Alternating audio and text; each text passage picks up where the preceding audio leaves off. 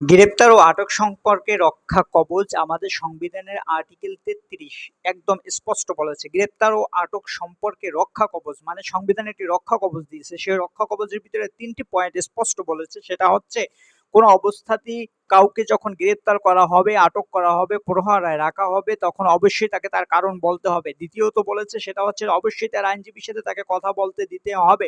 ৩৩-২ যেটি বলেছে সেটি হচ্ছে কোনো অবস্থাতেই ২৪ ঘন্টার অতিরিক্ত তাকে সময় আটক বা প্রহরায় রাখা যাবে না, যদি না তাকে নিকটতম ম্যাজিস্ট্রেটের কাছে তাকে উপস্থাপন করা হয় এবং ম্যাজিস্ট্রেটের আদেশ ব্যতীত কোনো অবস্থাতেই তাকে ২৪ ঘন্টার অতিরিক্ত তাকে হচ্ছে প্রহরায় রাখা যাবে না।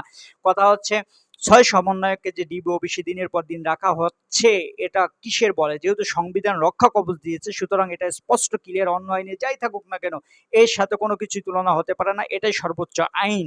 সুতরাং এই আইনের বাস্তবায়ন আমরা কি দেখতেছি এবং আজকে